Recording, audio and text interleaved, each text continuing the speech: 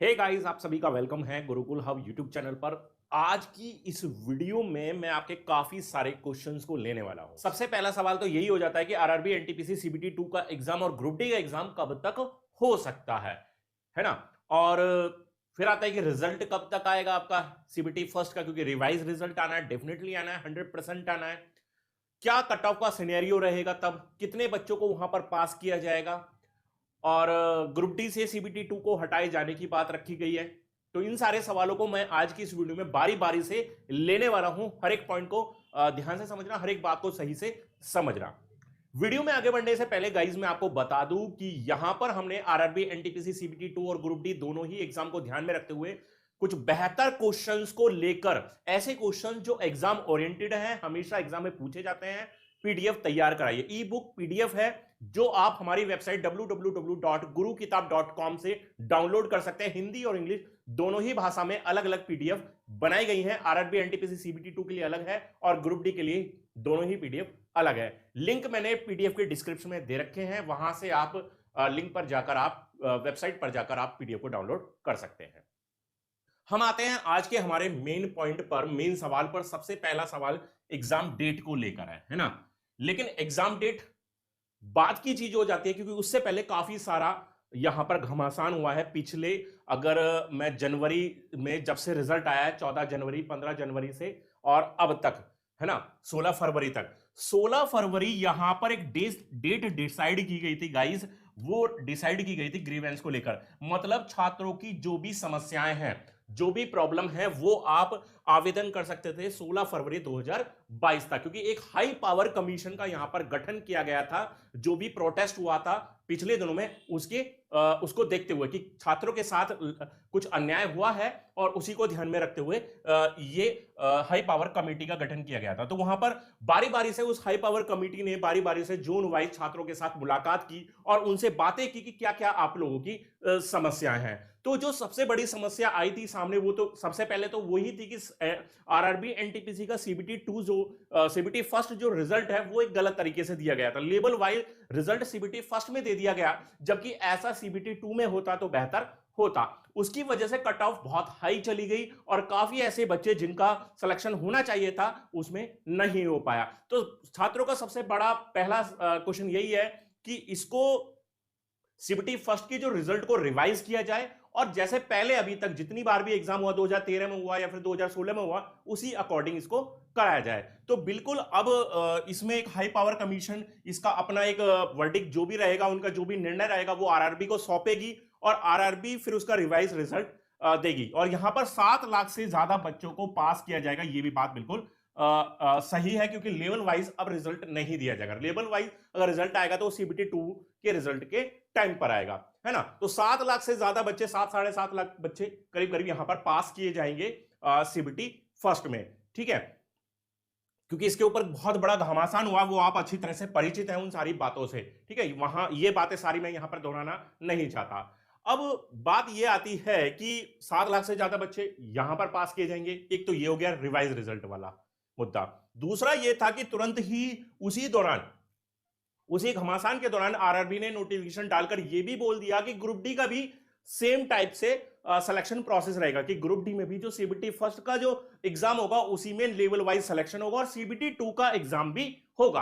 तो यहां भी छात्रों ने आपत्ति जाहिर की थी, और उसको देखते हुए यह भी निर्णय लिया गया है कि ग्रुप डी से भी सीबीटी 2 एग्जाम को हटाया जाए, जो कि ऐसा कभी पहले होता ही नहीं था, है ना। ग्रुप डी जैसे एग्जाम में सीबीटी 2 थोड़ी ना होना है कोई, भैया ये कोई सिविल सर्विसेज का एग्जाम थोड़ी ना, भैया प्री भी ले लो, मेन भी ले लो, फिजिकल भी ले लो, मेडिकल भी ले लो, हद हो गई यार। तो सीबीटी 2 एग्जाम ग्रुप डी से हटाने की भी बात यहां पर छात्रों ने रखी है। और यहां पर काफी सारे सवाल थे, और ये भी था कि जो भी आरआरबी की जितनी भी वैकेंसीज होती हैं उसके लिए एक ईयरली कैलेंडर जारी किया जाए। तो हो सकता है कि अब आरआरबी आपको एक ईयरली कैलेंडर भी जारी करे, जिसमें कब कब कौन कौन से पदों के लिए आवेदन आएंगे, कब उनकी परीक्षा होगी, सीबीटी फर्स्ट कब होगा, सीबीटी 2 कब होगा, आगे का प्रोसेस कब होगा, तो पहले से सुनिश्चित होना भी चाहिए। भाई ये कायदे की बात है। एक कायदे की बात है भाई, हम कोई भी काम करते हैं, अगर हम घर पे कोई प्रोग्राम भी कर रहे हैं, मान लो किसी की शादी है, किसी का विवाह है, या कोई छोटा बर्थडे भी होता है, तो वो भी भैया बर्थडे तो चलो एक तिथि तय होती है, लेकिन शादी विवाह या कोई अन्य प्रोग्राम हम अगर अपने घर पे कर रहे हैं तो उसकी भी तिथि पहले से तय करनी होती है। ये थोड़ी ना कभी भी आओ आओ भैया आ जाना हमारे, कभी भी हम प्रोग्राम कर लेंगे, ऐसा थोड़ी ना। तो उसकी एक तिथि तय होनी चाहिए, और मैं मानता हूं कि आरआरबी को यहां पर स्ट्रिक्टली एक ईयरली कैलेंडर, जैसे कि आरआरबी के अलावा जैसे एसएससी है वो भी अपना ईयरली कैलेंडर जारी करता है, आईबीपीएस भी अपना ईयरली कैलेंडर जारी करता है, तो आरआरबी को भी आकर एक ईयरली कैलेंडर छात्रों के हित के लिए देना चाहिए। तो ये भी मांग बच्चों के द्वारा रखी गई थी। ठीक है, तो अब इसमें बस यही है कि फाइनली बच्चों के द्वारा तो 16 फरवरी 2022 तक ये चीजें रखी गई हैं। अब रिजल्ट आना है हाई कमीशन का, ही हाई पावर कमीशन अपना एक निर्णय जो अपनी रिपोर्ट है वो आरआरबी को सौंपेगी, और उसके बाद मैं ये मानता हूं कि मार्च एंड तक आपका रिजल्ट आ जाना चाहिए। किसका? आरआरबी एनटीपीसी का सीबीटी फर्स्ट, है ना। सीबीटी फर्स्ट अगर रिजल्ट आपका मार्च एंड तक आ जाता है ना, और जिसकी बहुत ज्यादा प्रबल संभावना है क्योंकि यहां पर चीजें थोड़ी सी फास्ट ट्रैक पर भी होनी है, तो आपका फिर हम ये कह सकते हैं कि अप्रैल एंड तक आपका, एक महीने का आप समय मान लीजिए, अप्रैल एंड तक आपका सीबीटी 2 एग्जाम कंडक्ट करा लिया जाए। क्योंकि एक महीना, देखिए पहले भी ऐसे ही था, 14-15 जनवरी में आपका रिजल्ट आया है, 14 फरवरी से आपका एग्जाम था, तो एक महीने का समय यहां पर लगेगा, है ना। अब आप ये मान के चलिए, मान लीजिए आपका 25 मार्च को रिजल्ट आ जाए, मान लीजिए, मैंने मुझे क्लियर नहीं पता कि 25 मार्च को ही आएगा, मैंने कहा मान लीजिए, तो 25-26 अप्रैल के आसपास आपका एग्जाम शुरू हो जाएगा। ठीक है, और उसके ठीक बाद जैसे ही ये 4-5 दिन के अंदर एनटीपीसी सीबीटी 2 कंप्लीट होगा, उसी के बाद फिर ग्रुप डी एग्जाम आपका स्टार्ट हो जाएगा। तो उसके लिए आप पहले से प्रिपेयर रहें भाई। मुझे पता है कि इन दोनों ही एग्जाम के लिए आपने बहुत ज्यादा समय दिया, बहुत ज्यादा बड़ी तपस्या दिया है, बहुत एक लंबा टाइम पीरियड दिया है, और बस ये है कि अभी 2-3 महीने की बात और है, और यहां पर अब आपके हक में ही सारी चीजें आएंगी।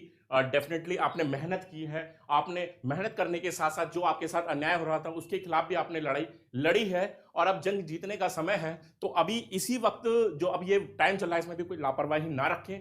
मैं आप लोगों से यही अपील करता हूं कि अपनी प्रिपरेशन को पहले की तरह, जैसे मजबूती के साथ आप पहले से पढ़ रहे थे, उसी मजबूती के साथ अब भी आप अपनी पढ़ाई को कंटिन्यू जारी रखें, ताकि रिजल्ट भी आपके ही फेवर में रहे, है ना।